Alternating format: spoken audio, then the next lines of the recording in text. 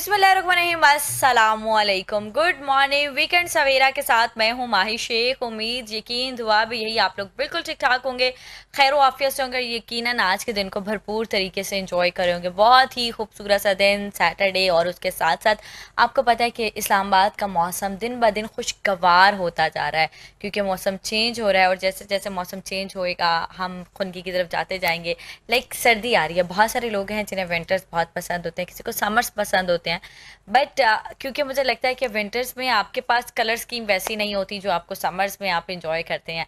खैर विंटर्स में बहुत सारे मसाइल होते हैं, आपकी स्किन का इशू होता है, स्किन जो है वो आपकी ड्राई होना शुरू हो जाती है, हेयर डैमेज बहुत ज़्यादा होता है, और बहुत सारे प्रॉब्लम्स होते हैं। इनफैक्ट ये जब आप विंटर्स की तरफ मूव कर रहे होते हैं तो उससे पहले ये इश्यूज स्टार्ट हो जाते हैं, क्योंकि जब हम बहुत तेज़ी से मौसम चेंज की तरफ जा रहे होते हैं तो समटाइम ये भी होता है जैसे हमें वायरल इन्फेक्शंस होते हैं, वो भी हमारी स्किन पर जो है वो असरात छोड़ते हैं। फिर लाइक हम कोई मेडिसिन ले रहे होते हैं तो वो सब चीज़ें करते कराते हमारी स्किन को बहुत ज़्यादा डैमेज करती है। जैसे हम फिर कल जैसे हमने पूरा प्रोग्राम किया, इस पर कहा कि आपने फ्रूट्स लेने हैं अपनी सेहत के लिए, फ्रूट्स खाते रहें ताकि आप बैलेंस रहें और आपकी स्किन अच्छी रहे।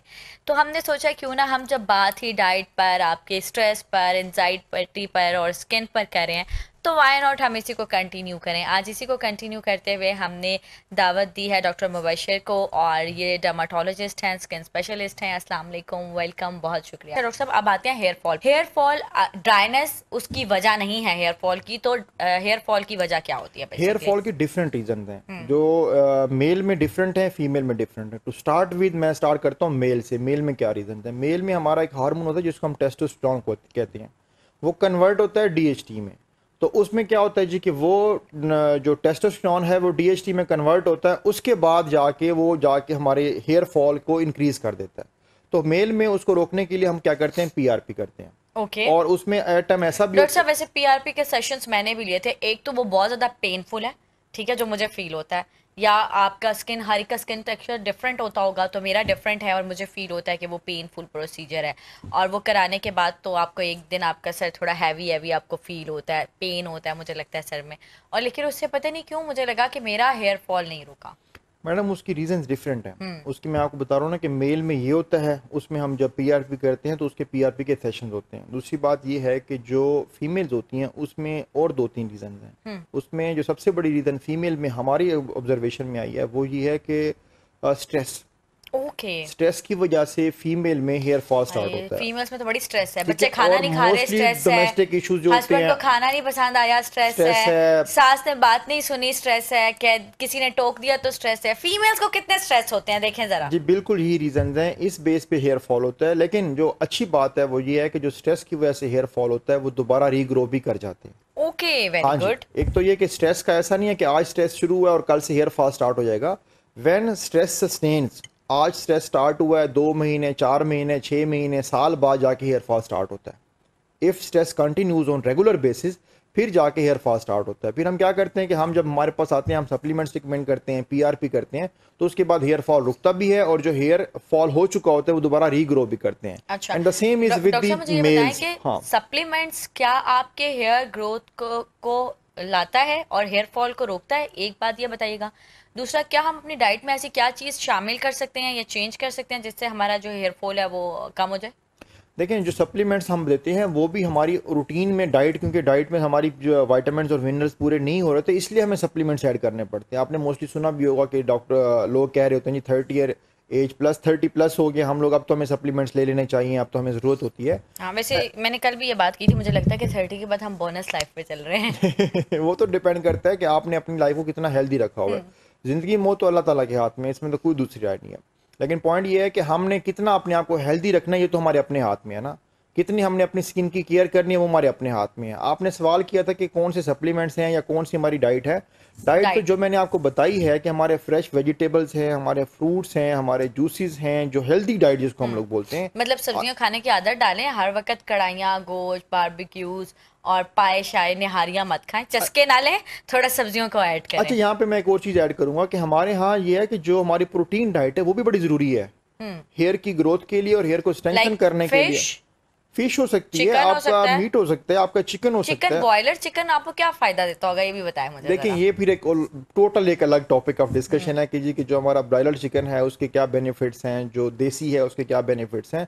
उसको छोड़ के हम सिर्फ बात कर रहे थे प्रोटीन डाइट की। हम्म। प्रोटीन डाइट आपको जहाँ से भी मिलती है, वो दालों में भी हो सकती है, हमारी जो दालें हैं उसमें भी है, हमारे चिकन में भी है, हमारे मीट में भी है, और फिश में भी है। तो ये सारी चीज़ें जो चिकनाई और उसकी प्रोटीन वाली डाइट्स हैं, तो वो भी अपनी खुराक में शामिल करें ताकि आपके हेयर स्ट्रेंथन रहें और हेयर ग्रोथ के ऊपर इफेक्ट अच्छा आए और हेयर रीग्रो भी करें आपके। मतलब बड़ी प्यारी की बात की है, वो जो अम्मियाँ आपको जबरदस्ती दालें और सब्जियां खिला रही होती है ना, तो वो आप खा लें दालें और सब्जियां, और ये सोच के खा लें कि जी आपकी जो स्किन है और आपके हेयर ग्रोथ है वो इन्हीं दालों और सब्जियों से बेहतर रहेंगे, जी बिल्कुल ताकि ऐसे हमें ही। यही खाने की आदत भी हो जाए, जी और बिल्कुल। अपने बच्चों को भी इसकी आदत जो है वो ज़रूर डालें। वरना मैंने मोस्टली देखा, अब तो बच्चे पिज़्ज़ा बर्गर्स वाले हो गए, अब तो बच्चे खाते ही नहीं है। जी बड़े बिल्कुल ऐसे। ज़बरदस्ती बच्चों को दालें वगैरह खिलानी पड़ती हैं डॉक्टर साहब, ऐसा ही है। जी बिल्कुल ऐसे ही है। एक चीज़ और जो ऑडियंस को बताना बहुत ज़रूरी है वो ये है कि हमारे यहाँ एक जनरल कंसेप्ट है कि जी कि हम्म। हम अगर सन एक्सपोजर लेंगे तो हमारे विटामिन डी की प्रोडक्शन होगी, और अगर सन एक्सपोजर नहीं लेंगे तो विटामिन डी प्रोड्यूस नहीं होगा। नहीं तो ये डॉक्टर साहब, आज तक हमने यही सुना है कि सन एक्सपोजर है तो विटामिन डी है, और इनफैक्ट लोग तो जाके सर्दियों की धूप में बैठते हैं कि हमने सन एक्सपोजर लेना है, विटामिन डी आएगा। आपने बिल्कुल ठीक सुना है, लेकिन हम्म। उसमें मैं एक चीज़ और ऐड करूँगा। सन एक्सपोजर कितना लेना है, किस हाँ। टाइम का लेना है, और कितना लेना है, ये जानना बहुत ज़रूरी है। ओके। दूसरी बात ये है कि जो हमारे सन एक्सपोजर हम लोगों को स्किन डर्माटोलॉजिस्ट रिकमेंड करते हैं वो तो होता है मॉर्निंग के टाइम और इवनिंग के time, and that is only for 10 to 15 minutes. उससे ज़्यादा अगर आप लेंगे तो आपकी स्किन डैमेज होगी। हमारे पास जो विटामिन डी की रिक्वायरमेंट पूरी करने के लिए ऑप्शन है वो विटामिन डी के सप्लीमेंट्स हैं, आप डॉक्टर वो साहब लें। वैसे ना मुझे एक और बात याद आ गई है। हमारी अम्मियाँ क्या करती हैं, छोटे बच्चों को उठाती हैं और धूप में छोड़ आती हैं, कितनी कितनी देर, घंटा घंटा बेचारे बच्चे धूप में लेटे रहते हैं कि सन एक्सपोजर होगा, इनकी जो हड्डियां मजबूत होंगी, विटामिन डी आ रहा है, ये हो रहा है, वो सब क्या है डॉक्टर साहब?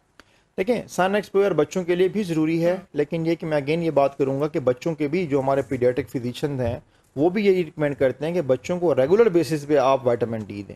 उसकी वजह ये है कि वो अगर सपोज उनको आप सन एक्सपोजर देते भी हैं, इवन देन उनकी जो रिक्वायर्ड हमें विटामिन डी की रिक्वायरमेंट होती है वो पूरी नहीं हो रही होती। हम्म। तो आपको उसकी उनकी ग्रोथ ज़्यादा हो रही होती है, बच्चे ग्रो कर रहे होते हैं, तो उसके लिए विटामिन डी की जो रिक्वायरमेंट है उसके लिए हम रिकमेंड करते हैं कि आप उनको विटामिन डी के सप्लीमेंट्स दें। सिर्फ हम डर्माटोलॉजिस्ट नहीं करते, ये पीडियाट्रिक फिजिशियंस भी करते हैं, जो बच्चों के डॉक्टर होते हैं वो भी यही रिकमेंड करते हैं कि बच्चों को आप विटामिन डी और स्पेशली कैल्शियम जो है उसके सप्लीमेंट्स दें। या कैल्शियम के भी दे हाँ, सप्लीमेंट्स। सप्लीमेंट से मुराद है बच्चों में सिरप हो और जाएंगे। और अगर हम ग्रोइंग एक बच्चों की जो जिनकी ग्रोथ हो रही होती है, लाइक जो 1 ईयर से आगे चले जाते हैं, 2 ईयर 3 ईयर्स में, क्या उन बच्चों को भी हम सिरप्स पे लेकर आते हैं? जो हमारे यहाँ मेडिकल में हम ये करते हैं कि 12 साल से छोटे बच्चों को हम सिरप देते हैं, 12 साल से बड़ों को हम लोग टैबलेट्स पे शिफ्ट कर देते हैं। मतलब कि हमने छोटे बच्चों को भी देना है। छोटे बच्चों को भी देना, बिल्कुल ठीक ऐसा है ही है। डॉक्टर साहब। अच्छा, फिर बात तो वही है कि हमें किस टाइम की धूप जो है वो विटामिन डी जो है वो हमें प्रोवाइड करता है? जो सुबह के टाइम रिकमेंडेड है वो है 7 to 9 AM हम्म। सुबह के टाइम, और वो भी 10 to 15 मिनट्स के लिए। ठीक है। और जो शाम में है वो है 5 to 7 PM, वो भी 10 to 15 मिनट्स के लिए। लेकिन ये हमारी बॉडी की जो रिक्वायरमेंट है विटामिन डी की उसको पूरा नहीं करती, इसलिए रिकमेंडेड है कि जी आप विटामिन डी के सप्लीमेंट साथ लाजमी लें। ओके, मतलब हमें सप्लीमेंट्स भी लाजमी लेने हैं विटामिन लाजमी डी लें, के। बिल्कुल ऐसा ही और वैसे पाकिस्तान में तो मैंने देखा है कि मोस्टली लोगों को विटामिन डी की डेफिशिएंसी है, और जिसका भी आप टेस्ट कराएंगे ना, आप ये समझ कर टेस्ट करा लें कि विटामिन डी की डेफिशिएंसी तो आनी ही आनी है डॉक्टर साहब, जो मर्जी करें। आप बिल्कुल ठीक कह रहे हैं। शुरू में ही आपने बात स्टार्ट की थी कि जो हमारे एशियंस हैं उनकी जो स्किन है वो कैसी होती है। दूसरी बात यह कि हमारे जो एशियंस हैं ना, इंटरनेशनल स्टैंडर्ड जो बताए गए हैं वो विटामिन डी के 30 है, और हम लोगों को 31 आ जाए तो हम लोग कहते हैं विटामिन डी सफिशिएंट है। लेकिन जो हमारे एशियंस हैं उनके लिए जो रिसर्च हुई है वो ये बताते हैं कि 60 to 80 होना चाहिए। हमारा जो नॉर्मल रेंज है विटामिन डी की वो 60 to 80 है। अच्छा, इट्स 60 नॉट to 30, हाँ मैं यही 30 पूछना चाहती इंटरनेशनल थी। है। ओके। 30 इंटरनेशनल है। हमारे जो एशियन कंट्रीज हैं उनके लिए 60 to 80 है फॉर प्रॉपर लाइफ। और विटामिन डी का आपको बताऊं, इसका पूरी की पूरी आपकी हेल्थ के ऊपर इफेक्ट आता है, आपकी बोन पे, आपकी मेंटल हेल्थ पे, आपकी स्किन पे, इवन के it affects every part of body. यही था एक अच्छा सा मैसेज। अपना ढेर सारा ख्याल रखिएगा, कल होगी आपकी हमारी मुलाकात। अल्लाह हाफिज।